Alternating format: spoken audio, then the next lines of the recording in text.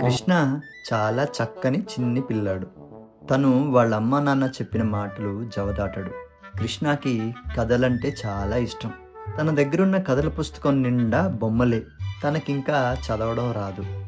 కృష్ణ వాళ్ళ నాన్న దగ్గర కూర్చొని, నాన్న, ఈ కథల పుస్తకంలోని ఒక కథ గట్టిగా చదివి వినిపించు అని అడుగుతూ ఉంటాడు. అంతటితో తృప్తి చెందక ఆ కథలో చెప్పని విషయాల మీద ప్రశ్నలు అడుగుతూ ఉంటాడు. ఉదాహరణకు, పావురాలన్నీ వలతో సహా ఎగిరిపోతే ఆ బోయవాడు మరికొంత ధాన్యం వేసి వాటిని కిందకి పిలవచ్చు కదా అని. అసలు తాబేలు కుందేలుతో పరుగు పందెంకి ఎందుకు ఒప్పుకుంది అని. కృష్ణ తృప్తి చెందేదాకా బదులివ్వడం నాన్న వంతు. ఇది వాళ్ళింట్లో రోజు జరిగే తంతు. దీని నుంచి కొంచెం తప్పించుకుందామని కృష్ణ వాళ్ళ నాన్న తనకు రంగు పెన్సిళ్ళు బహుమతిగా ఇచ్చాడు. కృష్ణను బొమ్మలు వేయడం నేర్చుకోమని ప్రోత్సహించేవాడు. కృష్ణకు ఈ కొత్త బహుమతి ఎంతో నచ్చింది. కొద్ది సమయంలోనే దీనికి అలవాటు పడ్డాడు కృష్ణ. వాళ్ళ నాన్నగారు తనకి ఒకవైపు వాడేసిన కాగితాలు ఇచ్చేవారు. కృష్ణ ఖాళీగా ఉన్న వైపు బొమ్మలు వేసుకునేవాడు. ఆ కాగితాలతో విమానాలు చేసి దానికి రంగులు వేసి ఆడుకునేవాడు. కాగితంతో పడవలు చేసి దాని నిండా బొమ్మలు వేసి నీళ్ళల్లో ఆడుకునేవాడు కృష్ణ. ప్రతి సాయంత్రం వాళ్ళ నాన్నగారు రాగానే తను ఆ రోజు గీసిన బొమ్మలన్నీ గర్వంగా చూపించేవాడు. నువ్వు గీసిన బొమ్మలు చాలా బాగున్నాయి కృష్ణ, చాలా బాగా చేస్తున్నావు అంటూ వాళ్ళ నాన్న తనను మెచ్చుకునేవాడు. ఓనాడు కృష్ణ బడి నుండి రాగానే ఆ రోజు వాళ్ళ నానమ్మ తాతయ్యలు ఇంటికి వస్తున్నారన్న విషయం తెలుసుకొని చాలా ఆనందించాడు. తను వాళ్ళ కోసం ఒక మంచి బొమ్మ గీసి వాళ్ళు రాగానే అది ఇచ్చి వాళ్ళని ఆశ్చర్యపరుద్దాం అనుకున్నాడు. తెల్ల కాగితం కోసం ఇల్లంతా వెతికాడు. తరచూ వాళ్ళ నాన్నగారు ఇచ్చే కాగితం మీద బొమ్మలు వేయడం కృష్ణకి అలవాటు. కానీ ఈరోజు నాన్న ఇంకా ఇంటికి రాలేదు.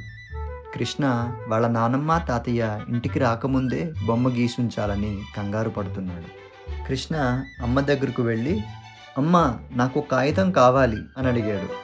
నా దగ్గర లేవు కృష్ణ, నాన్న వస్తారు కదూ అప్పుడు అడుగు అని వంటగదిలో వంట చేస్తూ జవాబిచ్చింది అమ్మ. నాకిప్పుడే కావాలమ్మా అని గట్టిగా అన్నాడు కృష్ణ. కృష్ణ, నేను చాలా పనిలో ఉన్నాను నాన్న, నాకు కొంత సమయం ఇవ్వు అంటూ బదులిచ్చింది అమ్మ పనిలో మునిగిపోయి. సరే అంటూ నిట్టూర్చాడు కృష్ణ.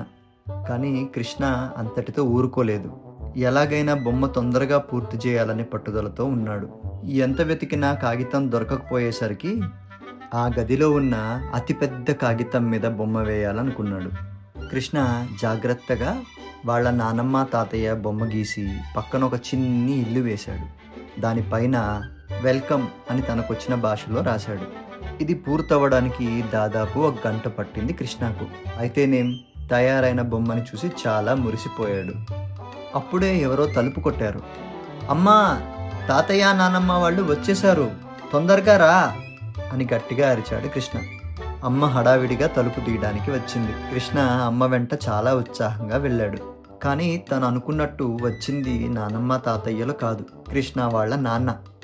నాన్న, నానమ్మ తాతయ్యలు ఎప్పుడు అంటూ పూర్తి చేసే లోపే, కృష్ణ, ఆ తెల్లటి గోడ మీద ఏం చేశావు నువ్వు అంటూ కోప్పడ్డారు నాన్న. కృష్ణ చేసిన నిర్వాకం అమ్మకు కూడా తెలియకపోవడంతో తను కూడా అది చూసి ఆశ్చర్యపోయింది. కృష్ణ గుమ్మానికి ఎదురుగా ఉన్న తెల్లటి గోడని తన కాగితంలా ఎంచుకున్నాడు. దాని మీద తన కళాఖండం గీశాడు. కృష్ణ, నువ్వు ఈ పని ఎలా చేయగలిగావు అని నాన్న కోపంగా అరిచారు. ప్రతిరోజు మెచ్చుకునే నాన్న ఈరోజు తను గీసిన బొమ్మను చూసి కోప్పడడంతో కృష్ణ హడిలిపోయాడు. తన బుగ్గలు ఎర్రగా కందిపోయాయి. కళ్ళ నుండి నీటి చుక్కలు కిందకి జారాయి. కృష్ణ వాళ్ళమ్మ నాన్నకు నచ్చ చెప్పడంతో స్నానం చేసి వద్దామని లోపలికి వెళ్ళారు. కొంత సమయానికి కోపం తగ్గించుకొని కృష్ణ దగ్గరికి వచ్చారు. అమ్మ కూడా పలహారం పట్టుకొచ్చింది. కృష్ణ మాత్రం తను గీసిన బొమ్మ పక్కన కూర్చొని ఉన్నాడు. తనను క్షమించమంటూ నాన్నకు సందేశం రాశాడు. అయితే ఇక్కడ వచ్చిన చిక్కల్లా ఆ సందేశం మళ్ళీ గోడ మీదే రాశాడు, పెద్ద పెద్ద అక్షరాలతో. సారీ నానా, ఇంకెప్పుడు చెయ్యను నానా అని. అది చూసి అమ్మ పెద్దగా నవ్వింది. నాన్న కూడా జరిగింది చూసి నవ్వుకుంటూ కృష్ణాని దగ్గరికి తీసుకున్నాడు. ఎంతైనా ఈ బహుమతి కృష్ణకి ఇచ్చింది నాన్నే కదూ. మరి సమయానికి కాగితం అందకపోతే ఎలా?